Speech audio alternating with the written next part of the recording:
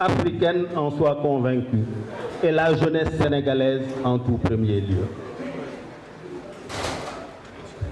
Et c'est vrai, je l'ai dit à Ousmane Sonko, mon frère ou neveu, quand je suis allé prier Fadjar chez lui le 27.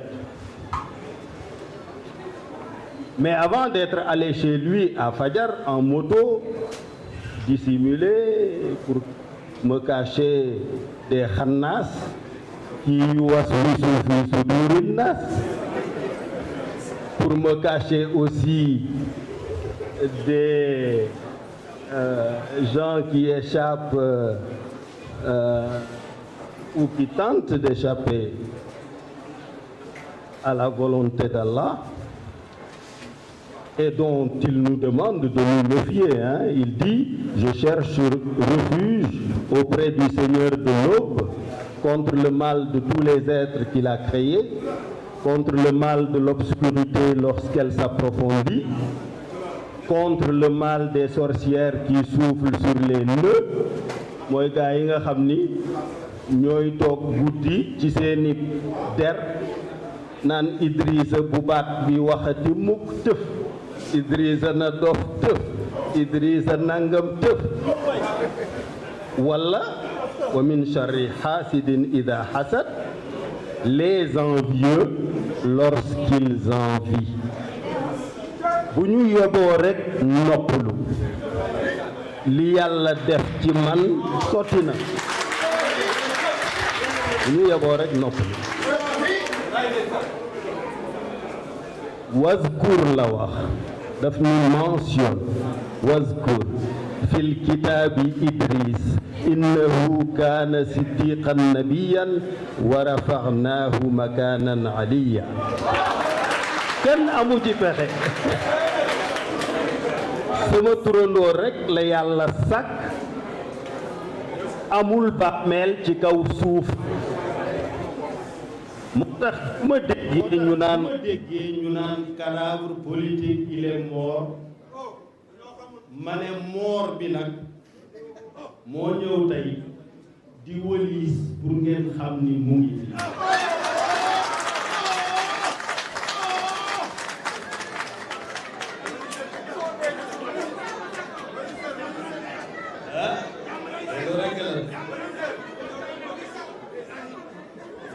xam naa ne du loolu moo leen intéressé. li leen intéressé mooy ndax am naa xalaat ci 3e mandat wala déet. du dëgg lu ma xalaat ndax dana doon candidat wala déet. looloo leen fii de yéen ñi seen xool bii ak seen kanam yi. mais nag fokk ngeen nangoo taaxir. wolof daf ni borom ndékki ku ko njëkk a yeewu di war a joxe ndékki da ngeen koy bàyyi. Macky Sall pël day sàmm. Macky Sall ab sàmm la te dafa am lu wolof yi wax ci sàmm. daf ni bala ngaa toj gémmiñu sàmm xamal la mu wëliis ba pare. waaw Macky nag dafa wëliisagul. bu wëliisee ngeen commenté. mais mbel pourquoi et quel intérêt. te lii ma leen di wax je vous parle d'expérience. en 2012 man maa jël alal ju takku recruter ay consultants ay tubaab ay américains ñu xarañ ci wàllu loi constitutionnelle.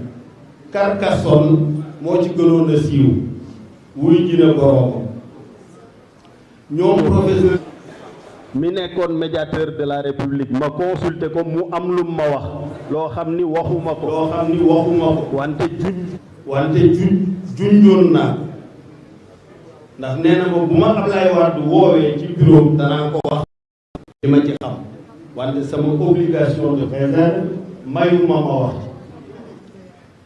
ma dajale opposition bi yëpp Macky Sall la ngi ci woon ci biir Moustapha Niasse Tanor Dieng ñuy tase fële ca Ngor Diaram